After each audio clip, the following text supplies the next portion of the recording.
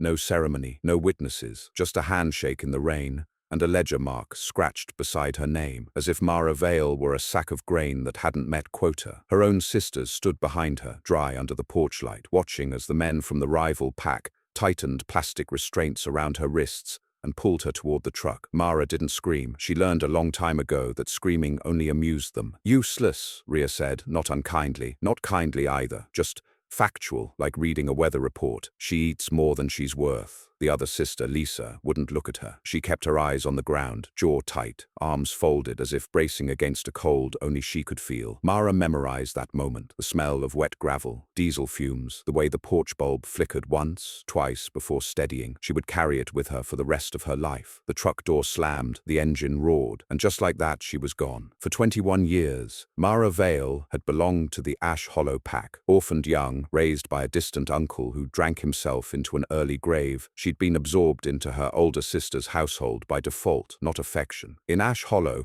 worth was measured early and often. By 13, most children had shifted at least once. By 16, they'd shown what kind of wolf they would be. Strong-backed hunters, quick scouts, healers with steady hands. By 21, if you were still unshifted, still scentless, still silent inside your own head, you were a liability. Mara had never felt a wolf stir beneath her skin. No voice, no heat, no pull toward the moon. The healers whispered about delayed awakenings, about rare cases, about patience. Her sisters stopped listening years ago. She's empty, Rhea told anyone who asked. Just empty. So when the Frostmere pack made an offer, quiet, discreet, and lucrative, it felt less like betrayal and more like housekeeping. Frostmere needed labor, Ash Hollow needed resources, and Mara needed, well, no one bothered finishing that thought. The ride lasted hours, maybe longer. Time did strange things when fear hollowed you out. Mara sat on the metal bench with her hands numb, head bowed, counting the vibrations in the floor to keep from shaking. The men didn't talk to her. They talked over her about territory lines and supply routes, and whether the winter would be hard this year. She learned things in that silence, like the fact that Frostmere was hosting a summit, that important people were arriving, that the Alpha King himself had been sighted in the northern corridor 2 days ago. That last part lodged somewhere deep in her chest, sharp and uncomfortable, like a swallowed splinter. She didn't know why. When the truck finally stopped, the restraints were cut and she was pushed out into cold air that smelled different from home. Cleaner, sharper, pine and iron, and something electric beneath it that made her skin prickle. Head down, one of the men said. Don't talk unless spoken to. The Frostmere compound rose ahead of her, all concrete and glass and steel beams reinforced for impacts most humans would never imagine. It didn't look like a den. It looked like a fortress pretending to be a corporate campus. Inside, the floors gleamed. People moved with purpose. No one shouted, no one laughed. Power hummed here, controlled and disciplined, like a held breath. Mara was given a grey uniform, a number, a bunk in a narrow room shared with 3 other women who didn't ask her name. Her work started before dawn. She scrubbed, hauled, sorted. She learned the blind spots of cameras, the rhythm of shift changes, the way Frostmere ran like a machine that did not tolerate friction. If Ash Hollow had been cruel in its chaos, Frostmere was cruel in its efficiency. And yet, no one hit her. No one kicked her for moving too slowly. No one poured wastewater back onto a floor she'd just cleaned. When she made a mistake, she was corrected, coldly, precisely, then expected not to repeat it. It was unsettling. On the 4th day, she felt it again. That strange pressure. Not pain, not exactly, more like awareness, as if someone had stepped into the room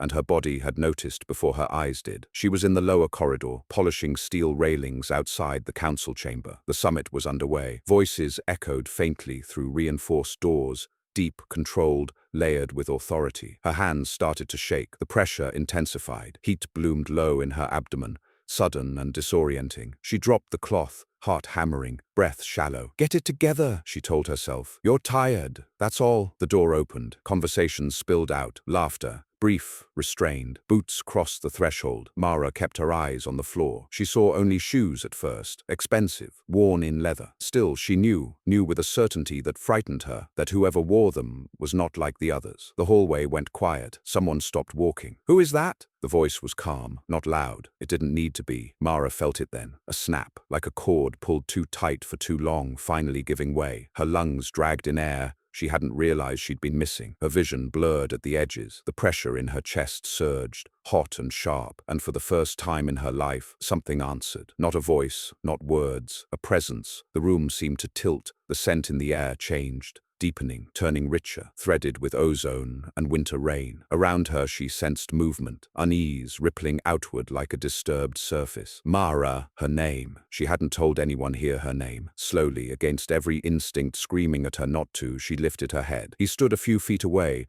taller than anyone else in the corridor, dark-haired, broad-shouldered, wearing a tailored coat that looked like it had been built around him rather than worn. His eyes were a color she couldn't immediately place. Steel, maybe, edged with something molten underneath. He was looking at her like she was the only thing in the building, not with desire, not yet, with recognition. The presence inside her recoiled and surged at the same time, like an animal waking from a long, drugged sleep. "Impossible!" Someone muttered behind him. The man didn't blink. "Where did you come from?" he asked. Mara swallowed. I work here, sir." His gaze dropped briefly, to her hands, raw and reddened, to the faint bruise on her wrist where the restraints had been days ago. Something dark flickered across his expression. "Who brought you to Frostmere?" She hesitated. The wrong answer could mean punishment. The right one, she wasn't sure she knew it. Before she could speak, another voice cut in, sharp with warning. "Your Majesty." The word hit her harder than the pressure had. Majesty, alphaking. The presence inside her went still. Then it leaned forward, attentive. He didn't take his eyes off her. "Answer the question."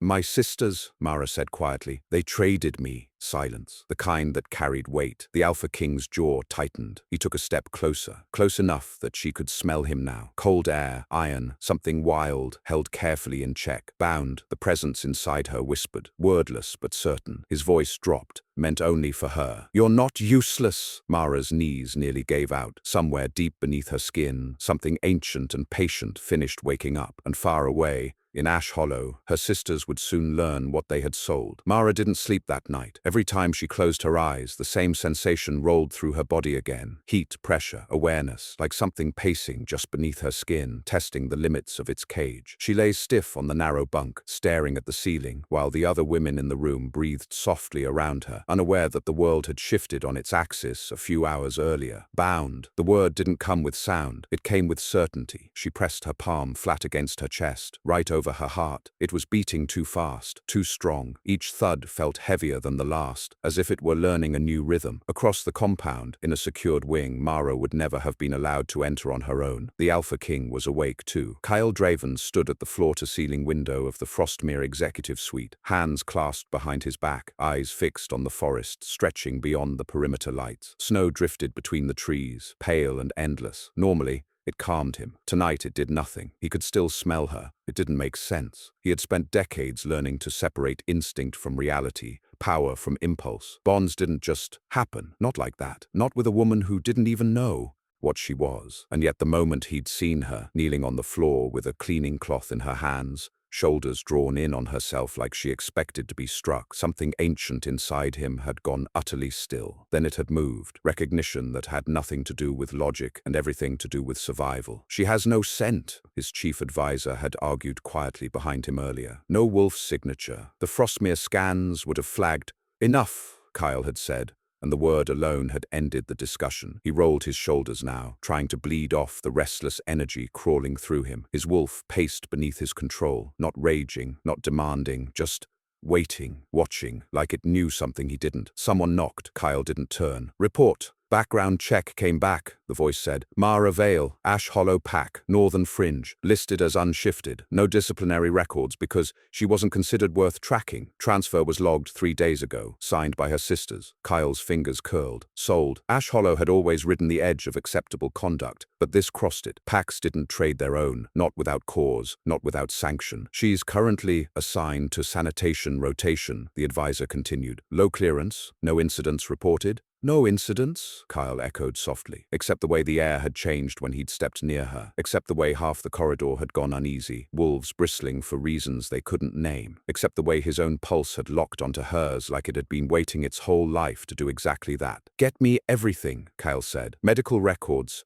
family lineage, birth records, anything that was buried." "Yes, Your Majesty." The door closed. Kyle exhaled slowly. If this was a bond, and everything in him said it was the most dangerous one he'd ever encountered. Because bonds didn't form without wolves, and Mara Vale had none. The next morning, Mara was reassigned. No explanation, no warning. A supervisor she'd never seen before appeared beside her cleaning cart and told her to follow. They didn't touch her, didn't bark orders, just expected compliance. She followed because that was what she did. They took her out of the lower corridors and into the central structure, past security checkpoints she'd only ever seen from a distance. The floors here were darker, polished stone instead of industrial composite. The air felt thicker, charged. Every step made her more aware of the thing inside her, alert now, tracking movement, cataloging threats. She clenched her fists, nails biting into her palms, trying to keep herself steady. "You're to report here from now on," the supervisor said, stopping outside a smaller, quieter wing. "Administrative support," Mara blinked. I don't have clearance." "You do now." The door opened. Inside, the space was warm, not overheated, balanced. Shelves lined the walls, filled with files and digital terminals. No windows, no visible cameras. A desk sat in the center with a single chair. "This will be your station," the supervisor said. "You'll organize intake records, archive council proceedings, and assist when requested." "Assist whom?" Before she could ask, the man inclined his head slightly, a gesture of respect she wasn't used to receiving, and left. Mara stood there, heart racing. This made no sense. She set her cart aside and approached the desk slowly, like it might vanish if she moved too fast. The chair was real. The terminals were active. Her name was already logged into the system. She touched the screen with trembling fingers. The presence inside her stirred again, low and watchful. All morning, she worked in a haze. The tasks were simple, but required focus. She filed reports, cross-referenced names, organized schedules. No one interrupted her. No one belittled her. A few people passed the doorway, glanced in, then did a double take before moving on. Expressions confused but cautious. Around midday, she felt it, that pressure again, closer this time. Her breath caught, her fingers froze over the keyboard. He was near. She didn't hear him enter. She only felt the shift in the room, the way the air seemed to pull toward a single point. Mara. Her name settled over her like a hand on her spine. She stood so fast the chair scraped loudly against the floor. "Your Majesty!" Kyle Draven stood just inside the doorway, coat removed, sleeves rolled to his forearms. He looked less like a distant ruler now, and more like something dangerously real. "You don't have to do that," he said. She swallowed. "I do." His gaze lingered on her face, sharp and searching, as if he were mapping her features for later. "Sit." The word wasn't a command, not quite. But her body responded anyway, legs folding, as she sank back into the chair, pulse skidding. He stepped inside and closed the door behind him. The click echoed too loudly. "I won't hurt you," Kyle said, as if he could read the tension coiling in her shoulders. "But I need you to be honest with me." Mara nodded once. "Have you ever felt anything unusual?" he asked. "Before yesterday?" She hesitated. The safe answer was no. The true one burned on her tongue. "I always felt wrong," she said quietly, "like something was missing or locked away. When the moon was full, everyone else would feel it. I felt nothing, just tired, cold." Kyle's eyes darkened. "And your sisters?" he asked. Her throat tightened. "They said I was defective." His jaw flexed. "When you saw me yesterday," he continued, voice lower now, "what did you feel?" The presence inside her leaned forward. She pressed her lips together, then let the truth out in a rush. "Like I was standing too close to a storm. Like if I moved wrong, something would break, but also like I'd been waiting." Silence stretched between them. Kyle exhaled slowly. "You felt it too?" She looked up at him, startled. "Too?" The word hung there, heavy and dangerous. Kyle stepped closer, stopping just short of invading her space, close enough that she could feel the heat of him, smell that same clean, wild scent that made her head spin. "There is a bond between us," he said, "one that should not exist." Fear flickered through her. "I don't understand." "I know," his voice softened. "Neither do I.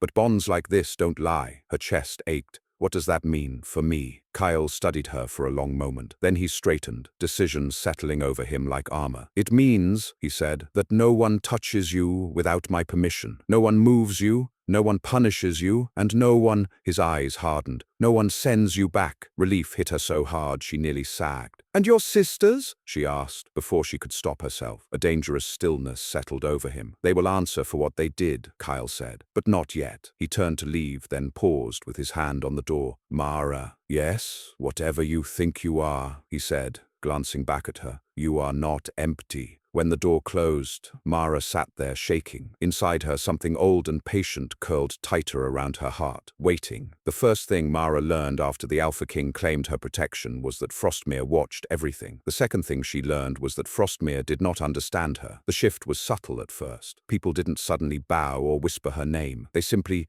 adjusted. Conversations stopped when she entered a room. Security checkpoints opened faster. Supervisors stopped correcting her work and started double-checking it themselves before passing it on. No one explained why. She felt it, though, the pressure that followed her now, faint but constant, like a current running just under the surface of her skin. The presence inside her no longer slept. It listened, it learned. And when people looked at her with something close to fear, it stirred with a low, warning satisfaction. Kyle didn't see her for 2 days. That absence gnawed at her more than she wanted to admit. She told herself it was relief. Distance meant safety. Distance meant she wouldn't accidentally say something wrong, wouldn't draw attention she couldn't survive. But when the pressure eased slightly at night, when she lay alone in her bunk listening to the hum of the compound, she missed it, missed him. On the 3rd day, the summons came, not spoken, not written. A guard appeared at her desk and simply said, "Follow me." They didn't take her to Kyle's suite this time. They took her down. Below Frostmere's administrative levels, past reinforced doors and biometric locks,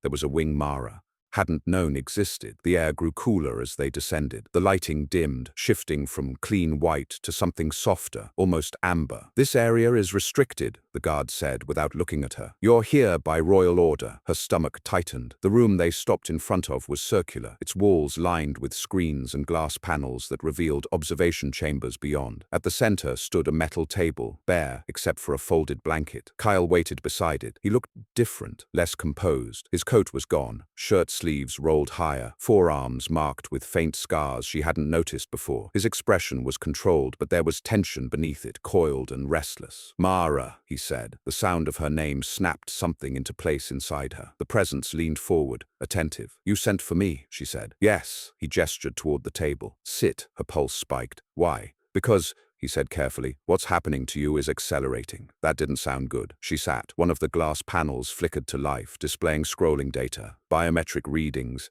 energy signatures, chemical levels she didn't recognize. Her name appeared at the top. "I've been running diagnostics since the moment I left you in that corridor," Kyle said. "Every scan we have, every medical test that exists." "And?" she asked quietly. "And by all standard measures," he said, meeting her eyes, "you shouldn't be alive." Cold washed through her. "Your system doesn't behave like an unshifted wolf's," he continued, "or a shifted one. Your adrenal response is suppressed but volatile. Your neural patterns show something like containment. Containment. The word echoed unpleasantly. "What does that mean?" she asked. "It means," Kyle said, "that whatever is inside you isn't absent. It's restrained." The presence inside her stirred, as if in agreement. She swallowed. "Restrained by what?" Kyle hesitated. "By design," he said finally. The room felt suddenly smaller. "My parents died when I was young," Mara said. "That's all I know." "That's what you were told," Kyle replied. He turned one of the screens toward her and tapped it. An image appeared, old, grainy, clearly pulled from archived footage. A woman stood in the center of a clearing, blood on her hands, eyes glowing faintly as she stared down a ring of armed wolves. Mara's breath hitched. The woman's face was younger, but the shape of it, the line of her jaw, the set of her eyes,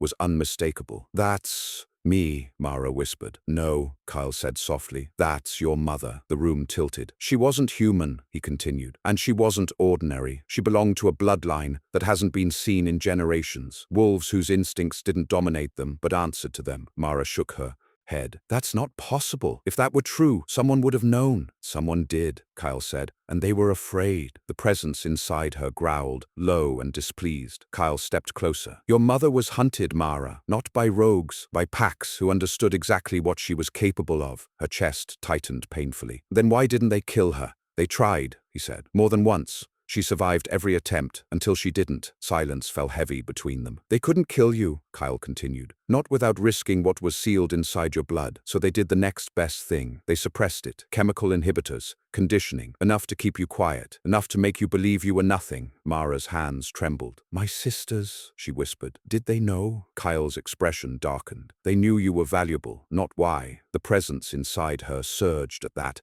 heat flaring sharp and sudden. Her vision blurred at the edges. "Easy," Kyle said, reaching out instinctively. His hand closed around her wrist. The contact was electric. The pressure inside her exploded outward, no longer contained. The air around them seemed to thrum. Several screens flickered violently. Kyle's eyes widened, not with fear, but with awe. "Mara," he said, voice low and urgent, "look at me." She gasped, fighting the instinct to pull away, to run, to hide. "I don't know how to stop it," You don't, he said. You anchor it. Her gaze snapped to his. With me, he added. The presence inside her paused, tentative, curious. She focused on him, the weight of his hand, the steadiness of his breathing, the unyielding calm beneath his tension. Slowly, painfully, the surge eased, collapsing back inward like a tide retreating from shore. The room stilled. Kyle didn't release her wrist right away. That, he said quietly, is why you were bound to me. She stared at him, breath ragged. Because I'm dangerous? Because you're powerful? He corrected. And alone. You would destroy yourself. A sharp knock interrupted them. A guard's voice came through the intercom. Your Majesty, we have an incident. Kyle straightened, every inch the king again. Report. Ash Hollow representatives have arrived at the outer gate, the guard said. Unscheduled, they're demanding audience. Mara's blood went cold. Kyle looked at her, expression unreadable. They've come to reclaim you, he said. The presence inside her lifted its head, not afraid, hungry. Kyle's jaw set. They don't realize what they've already lost. Ash Hollow arrived like it always did, loud, defensive, already looking for a fight. Mara watched from the upper observation balcony as the convoy rolled through Frostmere's outer gate. 3 black SUVs, windows tinted, pack insignias displayed too prominently like badges meant to intimidate. She recognized them instantly, the way they parked at a slight angle, blocking space that didn't belong to them, the way they got out already scowling, already offended by a world that didn't bend fast enough. Her sisters stepped out last. Rhea first, chin lifted, posture rigid with practiced authority. Lisa followed a half step behind, eyes scanning, calculating. They were dressed well, better than Ash Hollow could afford without cutting corners. They had come prepared to negotiate. They hadn't come prepared to beg. Mara's hands curled slowly into fists at her sides. You don't have to be here, Kyle said quietly beside her. She shook her head. I do. He studied her for a long moment,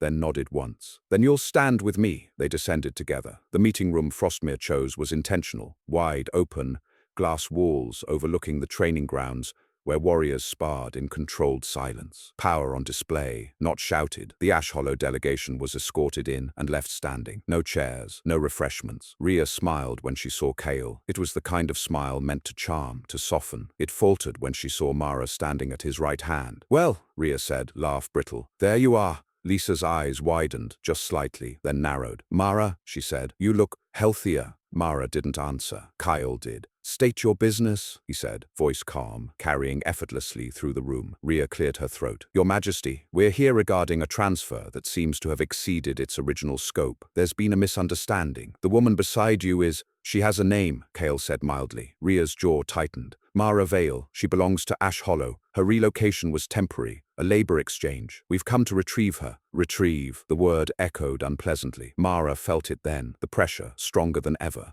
Not pushing outward, but upward. Straightening her spine, lifting her chin. She hadn't noticed when she'd stopped feeling small. Only now, facing them, did she realize it was gone. She doesn't belong to you, Kyle said. Rhea's smile vanished. With respect, Your Majesty, she is pack-born, blood-bound to Ash Hollow by law, unshifted, unregistered, and of no strategic value to Frostmere. No value, Kyle repeated softly. He turned his head slightly. Mara. She met his gaze. Tell them, he said. Tell them how you came to Frostmere. Her mouth was dry. Her sisters stared at her now, irritation and warning sharp in their eyes. They sold me, Mara said. Rhea scoffed.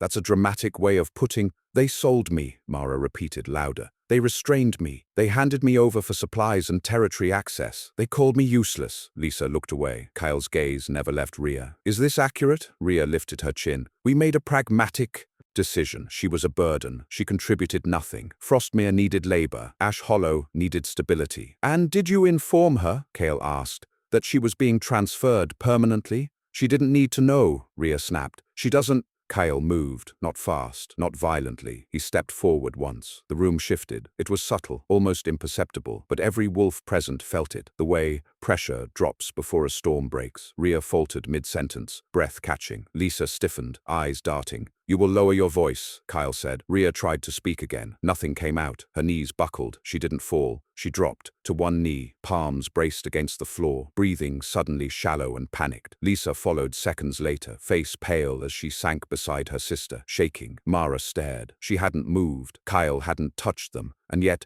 get up, Kyle said. They didn't. I said, he repeated, voice still calm. Get up. They couldn't. Mara felt it then, unmistakably, the presence inside her responding, not attacking, not raging, aligning, as if recognizing authority and reinforcing it. Bound, not chained, aligned. mind. This is impossible, Rhea gasped, eyes wild.